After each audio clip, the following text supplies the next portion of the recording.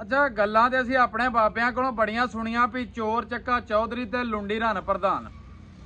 इस तरह गल है भी साडे मुल्क जो भी कोई बंदा किसी अहुदे ते जांदा ना सब तो पहलों इंसानियत भुलदा, इंसानां दी कदर करनी भुलदा।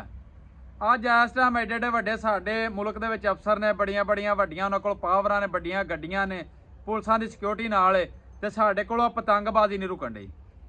लानत भेजो इहो जे शौक ते यार जिहड़ी लोकां दी जान लै लवे। मैं तो समझना जिहड़े इन्हां नूं बनांदे ने वो इंसान ही नहीं तो या जिहड़े शौक पूरा करने वास्ते डांदे ने या जिन्हां दुकानां ते रखियां ने वो खच्चा ने, वो बंदे नहीं। क्योंकि कल मैं वेख्या मेरे ते लूं कंडे खड़े हो गए, वीडियो वेख के मैं तो दोबारा वेख ही नहीं सकिया कि वो नौजवान किड्डी खुशी नाल रोज़ा रख के बेचारा घर जा रहा सी इफ्तारी का समान लैके ते ओहदी धौण दे उत्ते वो फिर गई इस तरह जिवें छुरा फिर जांदा यार। पता नहीं वो कौन लोग पत्थर दिल ने यार, मैनूं तो लगदा उन्हां च इंसानियत वाला लफज ही कोई नहीं रह गया लोकां दे विच।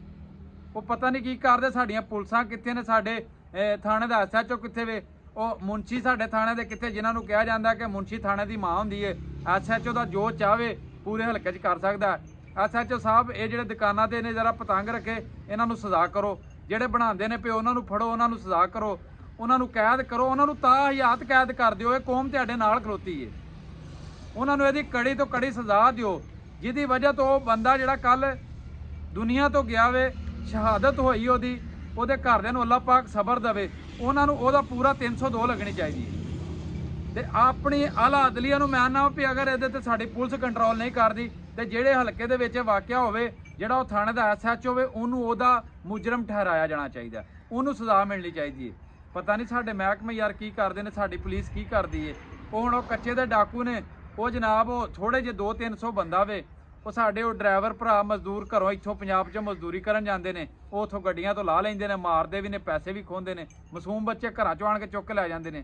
ਉਹ ਜੀ ਹੁਣ ਆਪਰੇਸ਼ਨ ਸਾਡੀ ਆਰਮੀ ਕਰੇ, ਮੈਨੂੰ ਲੱਗਦਾ ਉਹ ਆਰਮੀ ਨੂੰ ਹੀ ਕਰਨਾ ਪੈਣਾ ਤਾਂ ਹੀ ਉਹਨਾਂ ਡਾਕੂ ਤੋਂ ਸਾਡੀ ਜਾਨ ਛੁੱਟਣੀ ਹੈ। ਇਹ ਪੁਲਿਸ ਕੋਲੋਂ ਸਾਡੀ ਜਾਨ ਨਹੀਂ ਛੁਡਾਈ ਜਾਣੀ। ਗੱਲ ਇਹ ਵੀ ਅੱਗੇ ਨਾ ਕਦਰ ਹੁੰਦੀ ਸੀ ਪਿੰਡਾਂ ਦੇ ਵਿੱਚ, ਜਿੰਨੇ ਪੱਗ ਬੰਨ ਬੰਦੇ ਹੁੰਦੇ ਸਨ ਪਿੰਡ 'ਚ 2-4 ਜਾਂ ਸਿਆਣੇ ਸਨ, ਉਹਨਾਂ ਦੀ ਲੋਕ ਕਦਰ ਕਰਦੇ ਸਨ। ਉਹ ਜਿਹੜਾ ਫੈਸਲਾ ਕਰਦੇ ਮੰਨਿਆ ਜਾਂਦਾ। ਹੁਣ ਪਹਿਲੀ ਗੱਲ ਤੇ ਸਾਡੇ ਕੋਲ ਪੱਗਾਂ ਵਾਲੇ ਬੰਦੇ ਹੀ ਨਹੀਂ ਰਹੇ। ਜੇ ਕੋਈ ਥੋੜੇ ਬਹੁਤੇ ਅਨਮੋਲ ਤੋਹਫੇ ਸਾਡੇ ਕੋਲ ਰਹਿ ਗਏ ਨੇ, ਅੱਲਾ ਦੀਆਂ ਦਿੱਤੀਆਂ ਹੋਈਆਂ ਨੇਮਤਾਂ ਦੇ ਵਿੱਚੋਂ ਇੱਕ ਨੇਮਤ ਹੈ, ਰਹਿ ਗਏ ਨੇ ਤੇ ਸਾਡੀ ਜਿਹੜੀ ਨੌਜਵਾਨ ਨਸਲ ਉਹਨਾਂ ਦੀ ਕਦਰ ਨਹੀਂ ਕਰਦੀ।